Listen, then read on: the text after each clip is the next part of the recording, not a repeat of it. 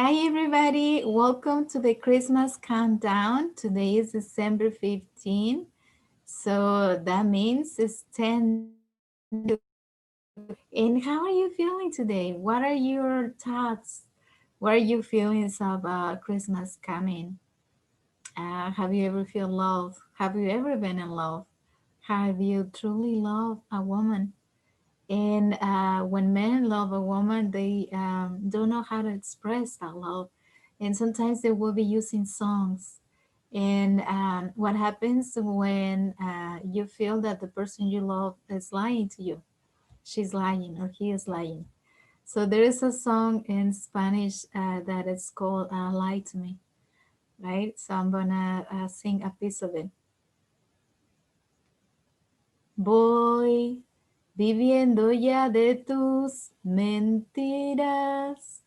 Y es que tu cariño no es sincero. Sé que mientes al besar y mientes al decir te quiero. Me conformo porque sé que pago mi maldad de ayer. Siempre fui llevado por la mala. Es por eso que te quiero tanto. Mas si das a mi vivir la dicha con tu amor fingido, miénteme una eternidad que me hace tu maldad feliz. So, what is the song in Spanish saying that even if you're lying to me in the way of you lying to me, anyways, is making me happy. If you're telling me that you love me and you're lying to me, even you lying to me makes me happy. And it says, keep on lying to me because your evilness makes me happy. So many times in life we get in these relationships that are unhealthy, but sometimes our opportunities to catch happiness for a while. I don't know what you are going through right now, but also if you are a woman and you're loving a man, and how are you feeling when he lies to you? How are you feeling when you are disappointed? When you are finding out things about him yet that you didn't know were that way, or when you find out what was the reason he came to you, and it doesn't matter now what the reason was. It matters that you found out the truth. But I also like you to appreciate their influence in your life, what they brought to your experience, that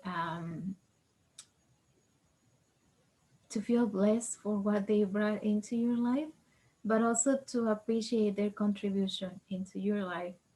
And if you are loving someone with the same sex, those relationships are even harder to maintain many times, because first you have to deal with both of the families, especially if you recently just told them you like the same sex, and also with their previous life. It could have been someone who had the opposite sex as a partner, or they possibly have kids, and they're possibly changing everything that they do now with you. And what kind of life are you having? And it's hard to deal with people's judgment at the beginning, and people's surprise about your news. Now you like someone with the same sex when they didn't thought it of you, when they couldn't even imagine, when they didn't see any behavior that indicated that you like your own sex, when you dated the opposite many times, when you have relationships, when you have kids, and it just didn't seem like it was a part of you. But now you are given the news that you like your same sex, and of course the family doesn't know how to react. They feel like they don't know you, and it could be difficult. I don't have the experience of liking the same sex or thinking of having a relationship with a woman, but some people do. For some people, it's something they dream of, or something that will be beneficial. I understand that men many times have a hard time telling a woman that they love her, and they'll probably be writing a love letter when they feel like they made it wrong, and they're trying to make it up. But also, women can write love letters and also express love to the person they love. And many times, when we write a letter, it's because we cannot express it publicly, and we just want that person to know. And many times, if you receive a letter, you don't believe it, or they're talking about a love that it didn't seem that existed even back then when they were with you. So, what is the reason that we save all love letters if we don't even believe that? I think it's some kind of respect for the time people is taking to write it, and some part of yourself has the doubt that it might be true. Maybe part of it is true, or what will they write it if they didn't feel it, or what could be the intention behind writing a letter, a love letter, telling you that they love you. And why do we save love letters even if it's from exes?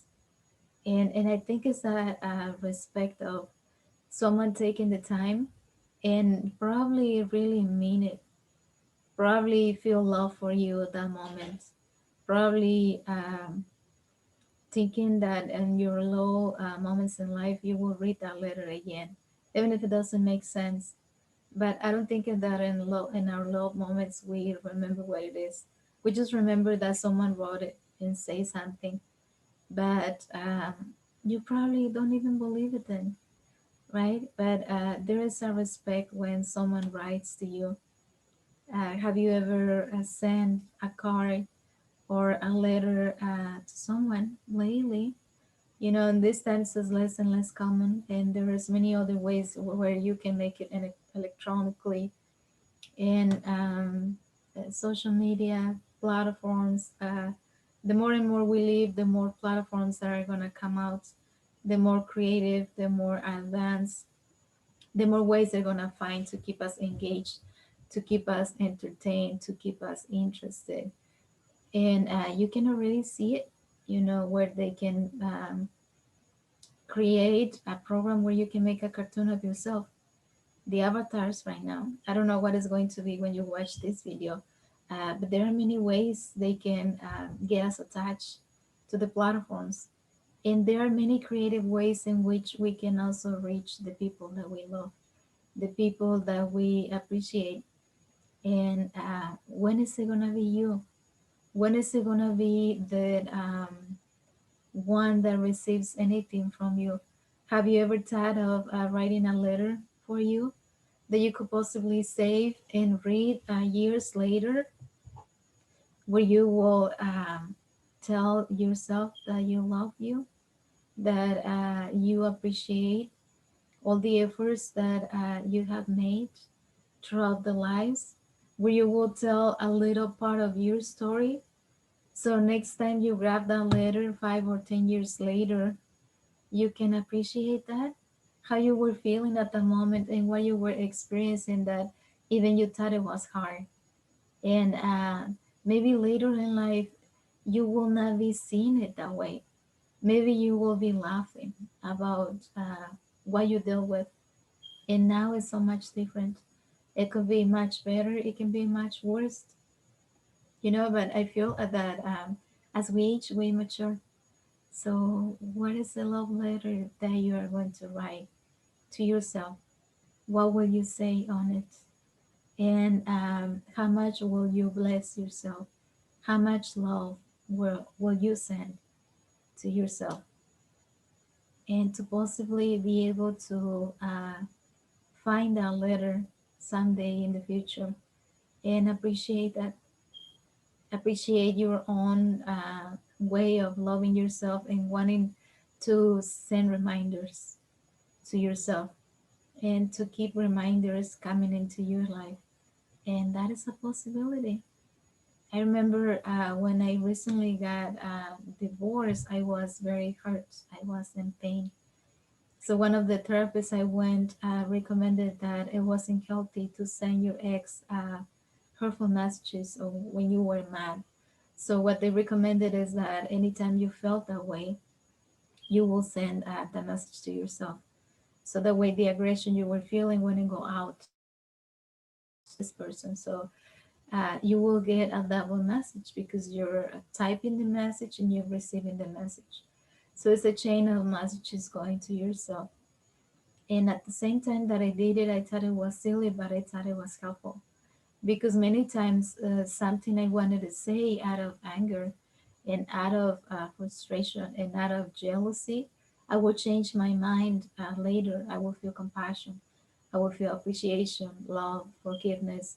I will be grateful for the lessons my ex taught me and the way he taught me with his good example and with his bad example and all the things he did great that he was the one in charge doing them because he was just so good at it.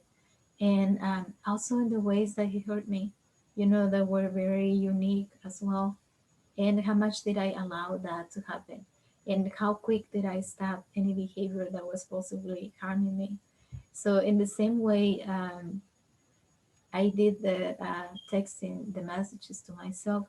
You can also text love messages to yourself and see how you feel. Loving ourselves is an exercise that you can do in many forms, many ways. Creativity is never the issue, it's never the problem. How do you want to love yourself creatively? And how are you willing to love others, either a man or a woman? How willing are you to let the wall down and let someone in and have the experience of loving, kissing, hugging, dancing with a loved one and have a good time? I have this thing that I do with my son Alex is that we dance. I'll be singing and then I grab him and we dance, smoothly and I take him and we go around. And it's just, I started doing it when he was, I want to say around 3. And he thought it was really fun because when we were dancing and I will grab him and put him like that, down when usually what you do with women when they lift up one feet up and he thought it was really funny. And I used to do that with Nate, my older son too. So couple nights ago, I was singing in the kitchen. I tend to play songs on YouTube or Pandora, and I was singing a song. And my son Alex is autistic, so his ear ability is bigger than mine, so he can hear louder what I hear regular sound or normal, that doesn't bother me. So he hears louder. So when I used to sing loud, he will cover his ears. And a couple nights ago, I was singing, and he didn't cover his ears. And I was singing a song in Spanish, and he doesn't speak Spanish. And he was repeating the song however he could because it didn't sound the way I say it in Spanish, but he tried. And then so he came close to me, he put his hands on my hands, and then I hugged them and we started dancing. And then he separated from me to see me singing. And that's when he started singing after me in Spanish. And it was a beautiful moment. And my son is 9 year old, little boy, and those moments that you're able to create with your loved ones are very important. Those are the ones that go ingrained in our hearts, in our brain. And those are the love memories when we feel depressed, go to, when we feel down, when we feel unappreciated, when we feel left out, when we don't have a job, when we don't have money to pay the bills, when we don't have money to send the car payment or anything that you need to pay, the power bill, the gas bill. And when life seems uncertain and you don't know what is going to happen tomorrow or if you're going to make it, if one of your family members is going to make it. And it's just life changes so quickly. Situations that we predict sometimes are not even that way anymore. They change so quickly. And life is like that, it's constantly teaching us. constantly making us humble, constantly making us aware that other people's situation is not as fortunate as yours. And when we hear that, you connect to the human side of that person, but you also connect to the part on you that can see yourself struggling for something not as painful, or that can also see how fortunate you are, that you are able to get out of that issue quicker, or that it's not even an issue for you. You wouldn't let it go that far, you know. And ultimately, is what we do is either we see ourselves in the mirror, or we appreciate our way of doing things and resolving issues, and the time we take to do those things, either resolving issues, forgiving people, or giving people chances. It's all individual decisions. You have the right to do however you think is better for you.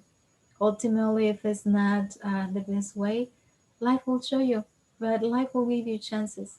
So give yourself chances and send yourself love messages, however that's the right way for you. And I invite you also to send love messages to the people you love. Even if you think someone is cheating or lying to you, send those love messages, because you just don't know when they are going to need it. And showing someone that you love them doesn't make you weaker. It doesn't make you look stupid. It doesn't make you a target to be taken advantage of. You are a smart person, and you know when you want to be close or not. You decide when you want to help and when you don't want to help. You decide when you want to dance and when you don't want, and with whom you are dancing. Who is someone where you feel safe, that you can put your arms around the person and dance? Who is the person? And it might be you. You can hug that person and dance with yourself, appreciate yourself, because loving yourself will make you happy, will make you take care of you, and will make you live longer. And maybe if not longer, happier, with less struggles, with less symptoms, with more creativity. Maybe living doesn't feel that bad when you've been enjoying your days, when you've been appreciating yourself. And maybe the lesson will catch you by surprise. Maybe you'll be like, oh, wow, I didn't expect this, right? Who knows how we're gonna live? It's all unpredictable and it's all coming. But while we're here, we are being so loved, and we need to express that more often. I invite you to express love more often. So, December 15, 10 more days, and we will be hugging Merry Christmas to the ones that are present. And we will be sending love messages to the other side. And we will also be getting love messages and goodwill wishes and desires that we can make it, and that we are supported and guided and protected. I love you. Thank you for watching. Christmas is coming. Get ready. Get in the spirit of joy, happiness, peace. Extend your heart to someone else. Extend your hands and give. Give if you can. Give if you have it. Take a look in your house and see what you can give that you no longer need. Do some cleaning and you'll find some Christmas cards that you haven't sent to anybody because you didn't know who to send them to. I think this year you have at least 10 people that you can send them to. So make your choices and send those cards out. There is still time. There is still time in the mail. They will be there before Christmas. I love you. Thank you for watching.